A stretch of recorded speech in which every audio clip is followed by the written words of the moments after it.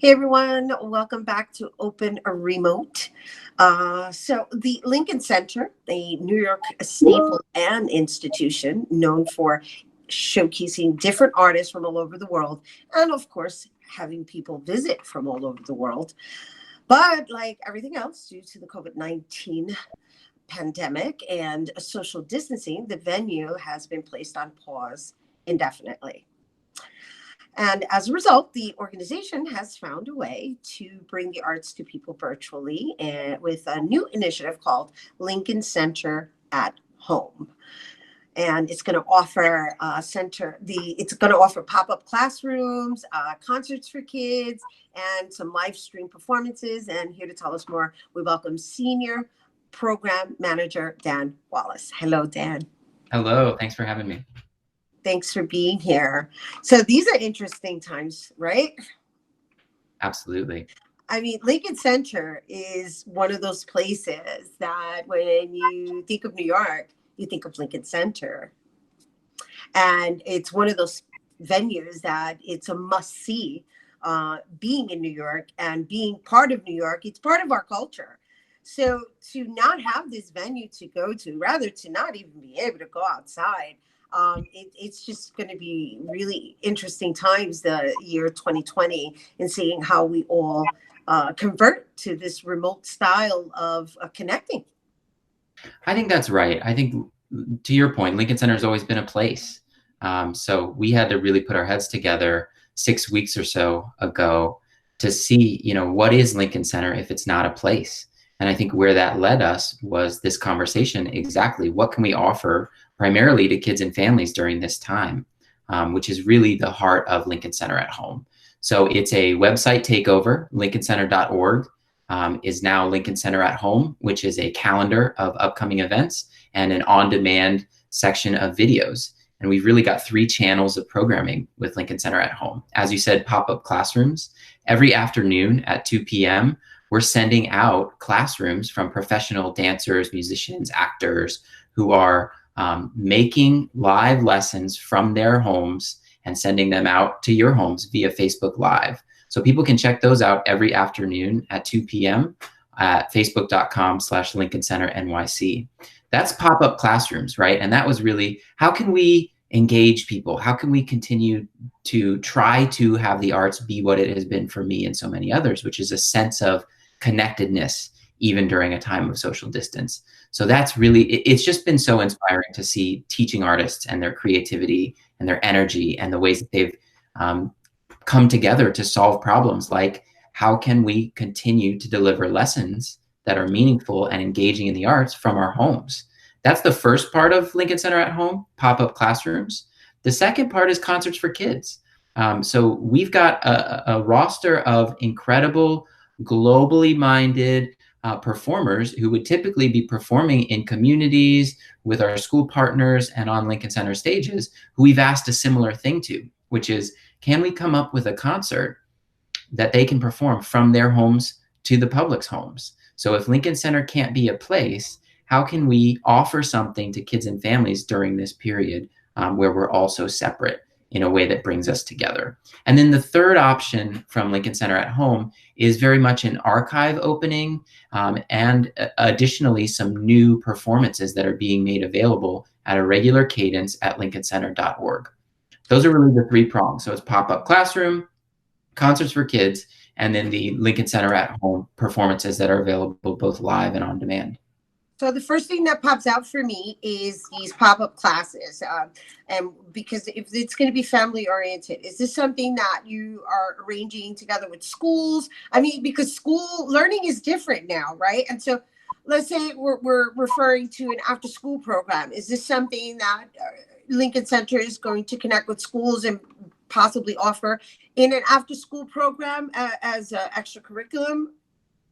That's a great question. So I think everyone's had to pivot to remote learning at the same time, and Lincoln Center's never had to do it at this scale before. So this is very much us learning in public, along with so many people who are making a similar pivot.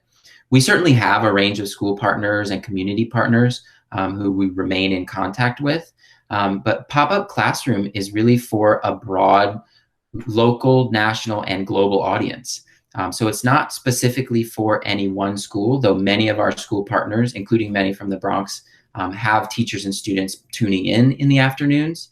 I think this is a question of how can Lincoln Center offer families and kids meaningful arts education content much more broadly than with any specific partner. So we're really trying to see if we can send this out to as many people as can use it. And so what kind of classes are we talking about? Sure. So we've had line dancing, which is a hilarious one because it's a teaching artist who's home alone figuring out how to do a line dance digitally. That was an interesting one.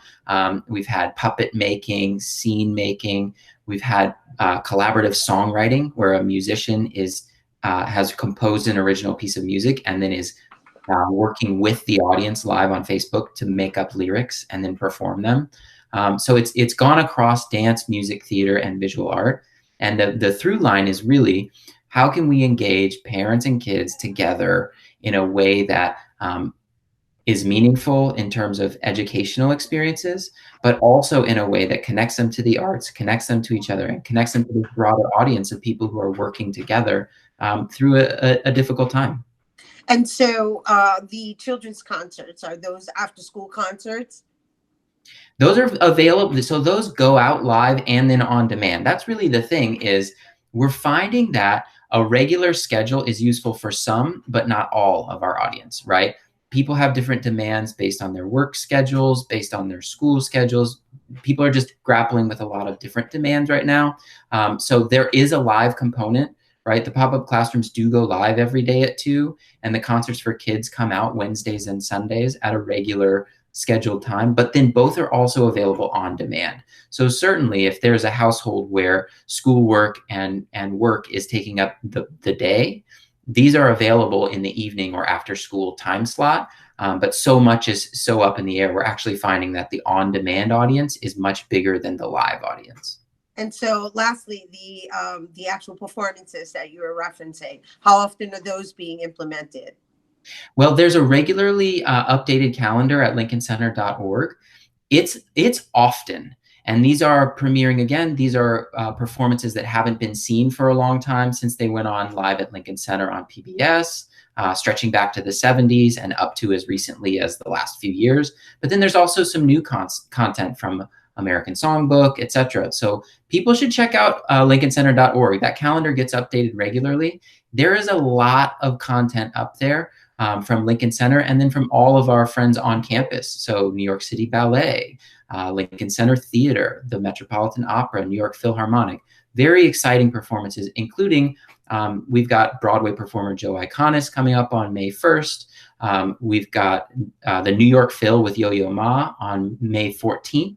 And then Lincoln Center Theater's performance Pipeline is going to be available on May 15th. And again, if people can't tune in when they're live, they will also be available on demand. Right, but the beauty of tuning in live is that there's an interactive component to being a part of that live performance. There's absolutely, and you know, the pop-up classrooms are much more interactive than the other models. So the teaching artist will actually be engaging with the audience live and interacting with them. The others are very much performance-based. So, you know, there is certainly live interaction possible within a household, but if action and interaction and engagement is what a family is looking for, I would encourage them to check out the pop-up classrooms. Awesome. Thanks for being with us today, Dan. Appreciate that, and appreciate all these other options. God knows we're all zoomed out. That's and right. I mean from just a communicating perspective. So to just kind of just sit back and be entertained by live performances, or rather, you know, as live through technology. It's so interesting, just the whole transition of how we even phrase things. That's right. We're having to think about, you know, performances that we would always think of bringing children to see live. How can we make the most of a digital version of that? And then we're also having to think about what does that mean for Lincoln Center long term? You know, when we can be back on campus, how do we take what we're learning here and continue to apply it to a broader audience? Right. Well, these are the times, and the idea is that we're kind of just moving and flowing and bending and weaving and just going with the what the universe is providing, which is pretty much providing content on demand, if you think about it. I think that's right. Yeah. Well, thanks again, and good luck. And we really appreciate you coming through and sharing this with our viewers. My pleasure. Thank you, Rhina.